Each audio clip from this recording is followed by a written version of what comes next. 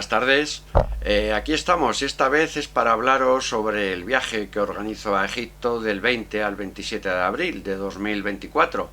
Es para ofreceros las últimas plazas que nos quedan disponibles porque ha tenido una gran acogida y hemos conseguido alguna plaza más, ¿no?, de gente que me estaba preguntando, informándose si era posible conseguir alguna plaza más. Tenemos a la venta ahora mismo las últimas plazas. Va a ser un viaje increíble en niveles de lujo de hotel, barco y sobre todo las cosas que vamos a ver y cómo las vamos a ver y cómo las vamos a interpretar, que es lo más importante. Al menos lo que sí les puedo garantizar que será un viaje inolvidable, entre risas, conocimiento y alegría, porque al fin y al cabo eso es lo que buscamos, salir de una monotonía y ver una cultura que también fue feliz en unos tiempos y luego vino la decadencia, vino la involución. Todo eso lo veremos en nuestro viaje a Egipto. En el mail que les aparece por aquí debajo pueden ponerse en contacto conmigo, es mi mail directo, y vamos cerrando el tema, que ya nos vamos el 20 de abril. Por precio no hay que preocuparse, estamos en los precios más económicos del mercado. Yo les daré toda la información. Les dejo a continuación con un nuevo documental mío, es diferente, sobre Egipto, para que vean un poquitín los sitios, los lugares, lo que vamos a visitar. Y ya no me queda más que decirles que ya nos veremos en el Luxor o nos veremos en el Cairo. Muchas gracias por su atención. Un saludo. Muchas teorías científicas, y no tanto, corren por las bibliotecas sobre lo que ocurrió en el norte de África hace 3000 años. Muchas explicaciones lógicas se le puede dar a estos hechos. Aquel florecimiento cultural que pasaba al ser humano prácticamente del Paleolítico a una cultura hiperavanzada como la egipcia. Esto nos plantea una importante pregunta. ¿Quién les dio la enseñanza necesaria para conseguir esto?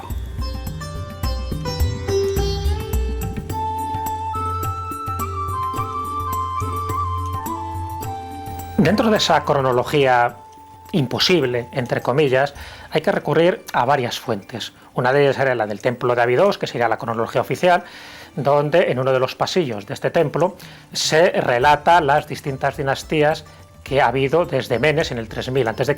hasta Seti I en el 1300 a.C. Pero lo interesante son las otras, es decir, las otras fuentes que hablan de las dinastías anteriores, es decir, cuando gobernaban este tipo de personajes que aparentemente no eran humanos. Y para eso nos tenemos que ir a tres fuentes muy concretas y muy inquietantes. Una de ellas sería la de Manetón, un sacerdote egipcio que escribió 3 volúmenes de la historia de Egipto. Por desgracia se perdieron todos en el incendio de la Biblioteca de Alejandría, pero sí fueron recogidos por distintos historiadores cristianos como era Eusebio de Cesarea. Y ahí se refiere, dentro de esa cronología que utiliza Manetón, a esos dioses, a esos semidioses, en fin, a ese tipo de predinastías que de alguna forma él daba por cierto que estuvieron teniendo una presencia real en la historia de Egipto.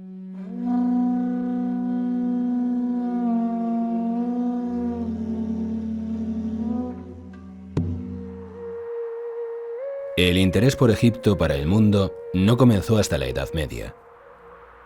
El poder curativo que se atribuía a las momias invadió las farmacias del viejo continente con trozos de estas que podían curarnos de cualquier enfermedad. Ese interés fue el que hizo que viajeros e investigadores comenzaran a explorar el país. Como dice el refrán árabe, Egipto es el Nilo y el Nilo es Egipto. Pero nosotros nos atrevemos a afirmar que Egipto es mucho más, y aquí se lo vamos a mostrar.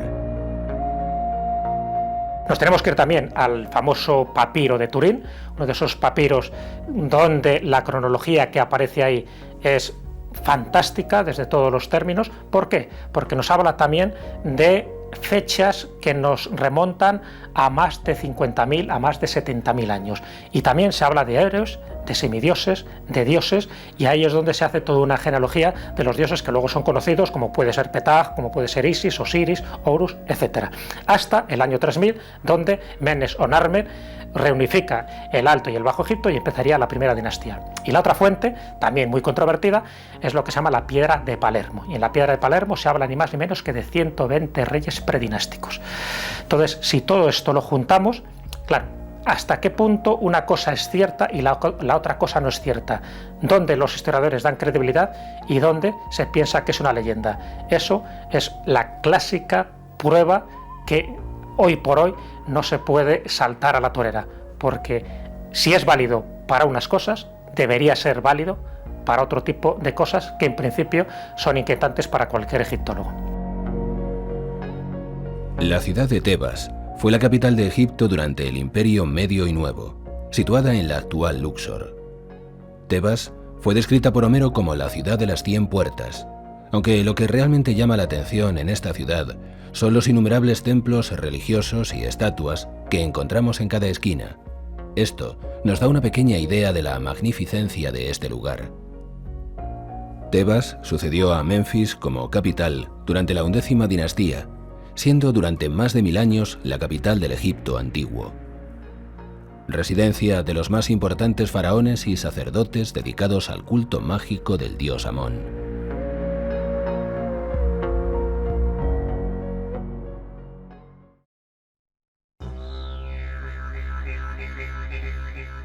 Pues el libro de los muertos es otro de esos grandes clichés de la cultura egipcia y bueno, en parte se basa en un documento muy interesante, que no es el único de su género. Hay otros tipos de libros de los muertos o libros que nos tratan de explicar cómo es el viaje al más allá del egipcio.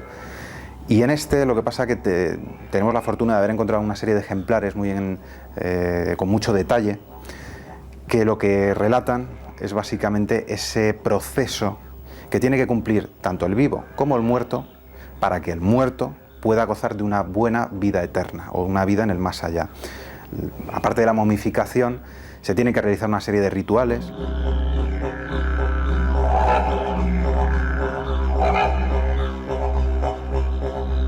En ese tiempo, en Tebas se adoraba la eternidad, e igual que el sol salía cada mañana, el hombre volvería a nacer tras la muerte.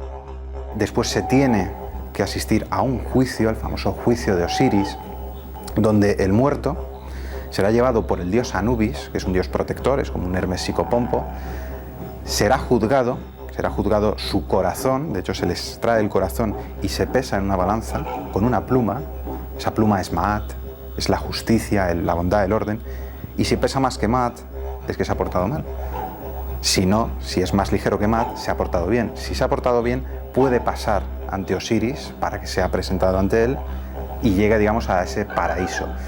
Si lo ha hecho mal, ahí normalmente se representa una especie de cocodrilo, que es el dios Sobek, pues el dios Sobek devorará su alma, por tanto será completamente destruido.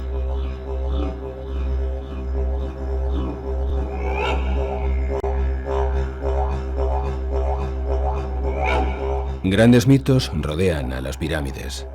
Estas fueron la última morada de los faraones, pero la gran pregunta es si solo tenían ese fin.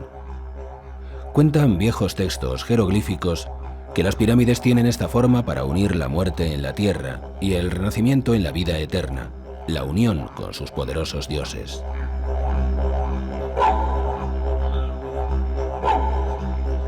La construcción de estas comenzó en la tercera dinastía, siendo para su tiempo una revolución tanto ideológica como arquitectónica. Estaban construyendo tumbas que servirían a sus monarcas como escalera para su elevación al cielo. Entre las famosas pirámides de Giza encontramos a la Esfinge, que cargada de misterios nos contempla misteriosa desde el pasado.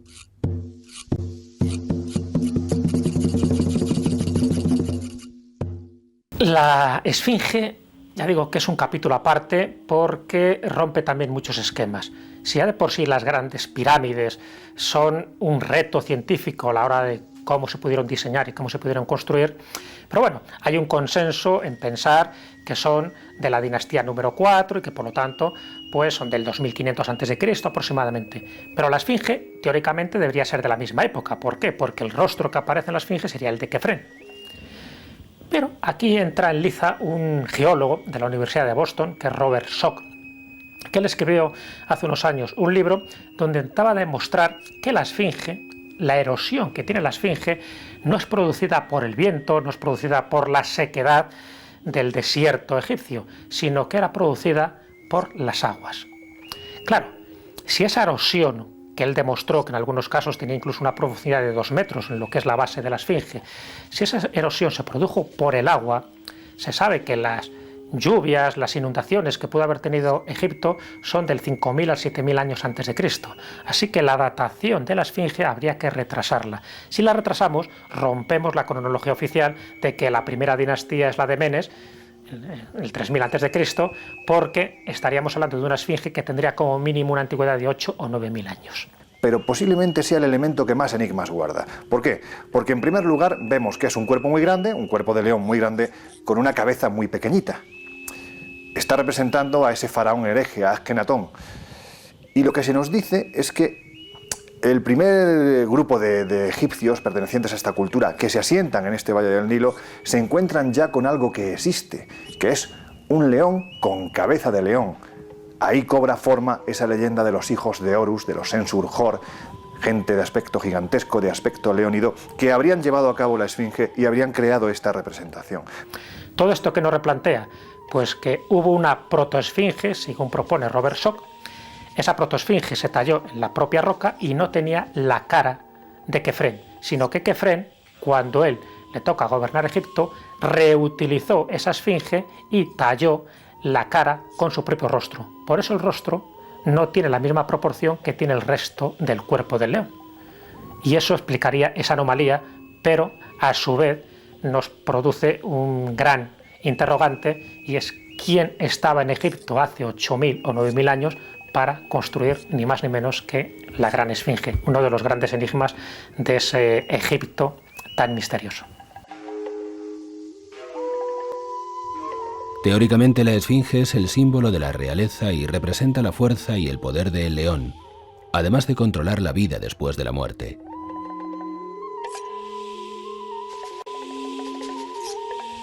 Los egiptólogos más ortodoxos le dan una antigüedad de 2600 años antes de Cristo, en la cuarta dinastía.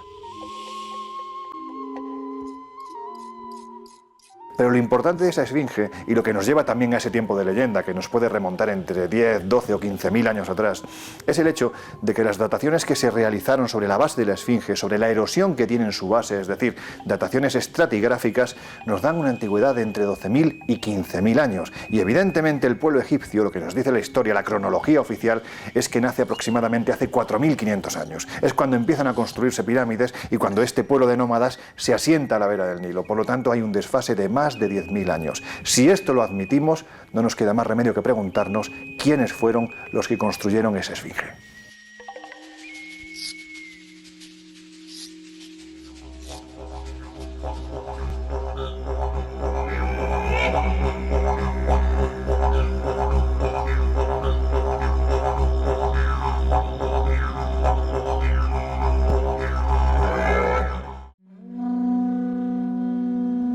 Dashur, en mitad del desierto. Allí descubrimos dos pirámides, la pirámide acodada y la roja.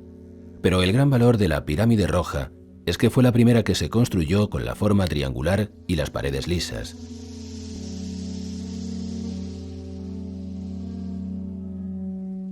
Ese pequeño montículo de adobe que podemos ver en la lejanía son los restos de la pirámide negra, donde se encontraron los tesoros llamados de la hija del rey, y en sus cercanías tumbas sin saquear de numerosas doncellas.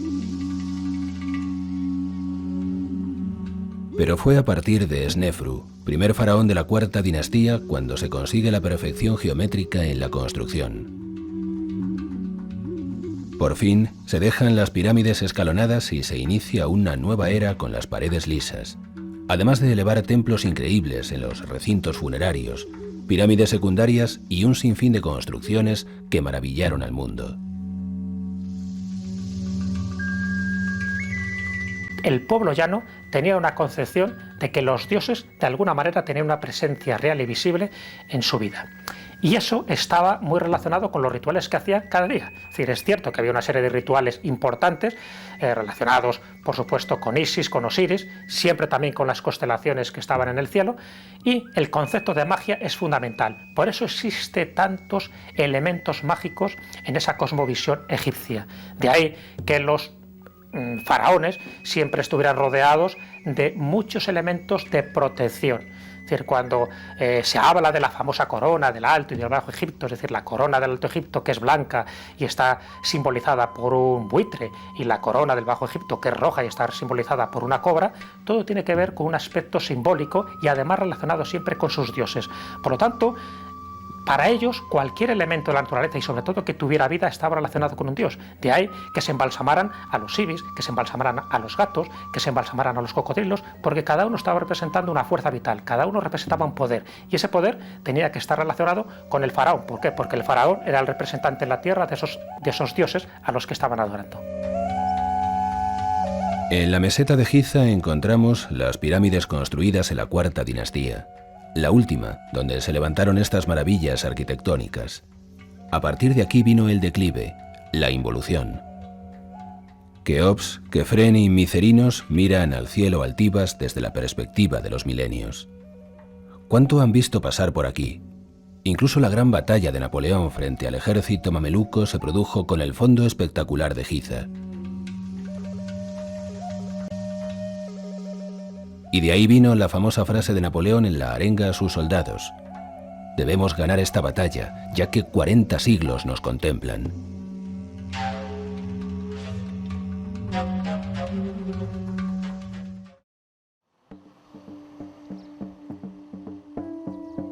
En 1956, el gobierno egipcio anuncia la construcción de una faraónica obra, Asuán, la Gran Presa.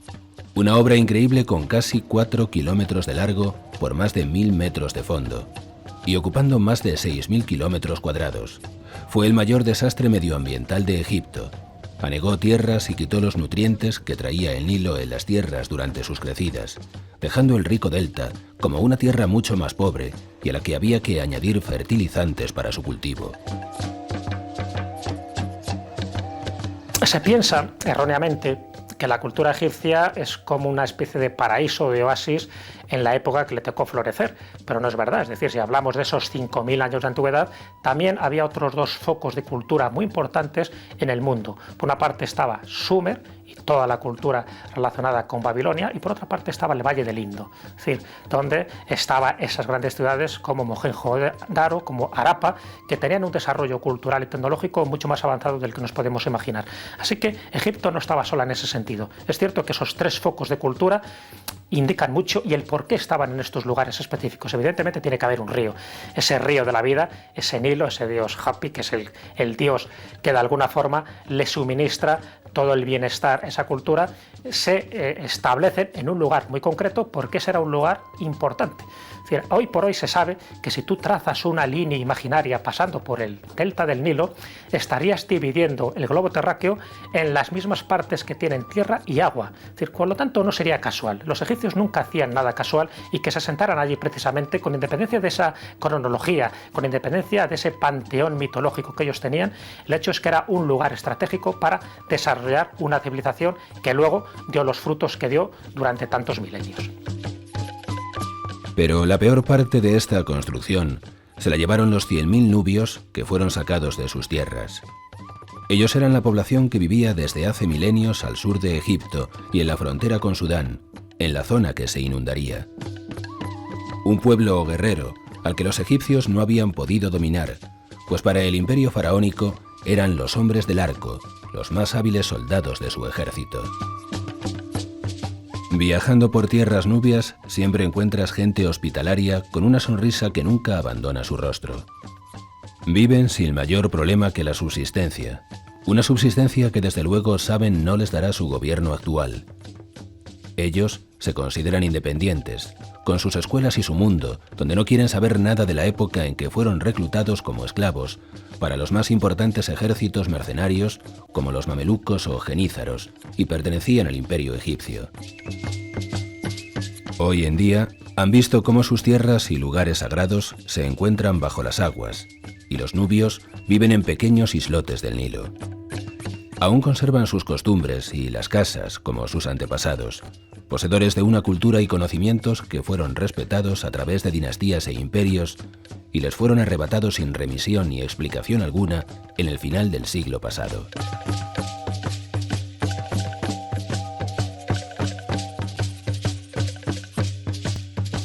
Al menos no pierden su cultura, ni se han marchado de las tierras de sus ancestros tras las inundaciones que les han privado para siempre de su arte y de su historia, pero que jamás les privarán de su dignidad.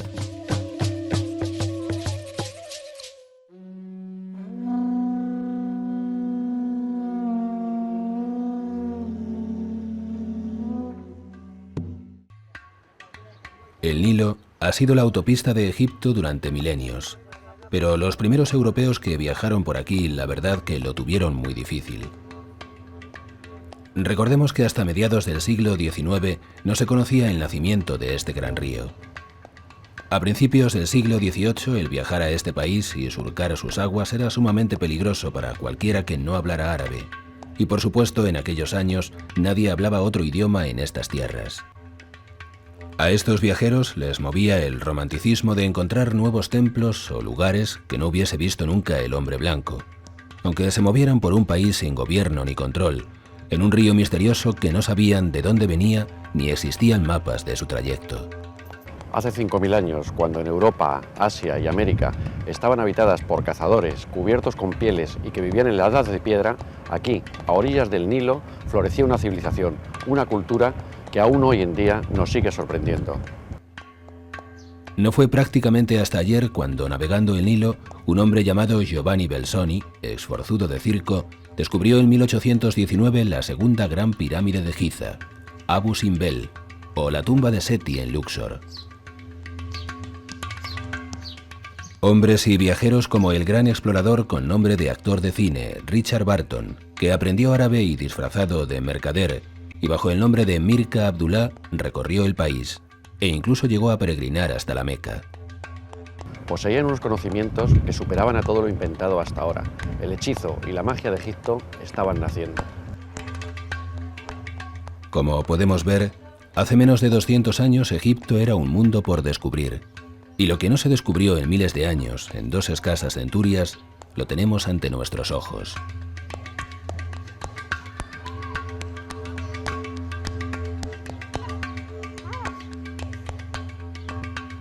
Navegar por el Nilo sigue siendo fastuoso, la arteria principal de un imperio que, a pesar de lo difícil que en estos tiempos nos sorprenda algo, los egipcios lo consiguen. Navegamos el río de la vida en el país donde su principal culto era a la muerte, donde no se ha descubierto nada más que un pequeño porcentaje de lo que nos esconde su desconocida cultura.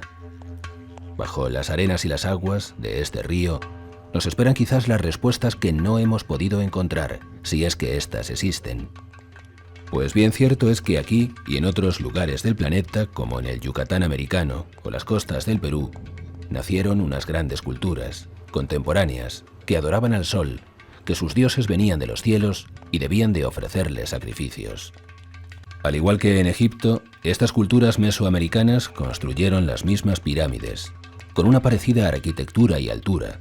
Manejaron las matemáticas y la astrología.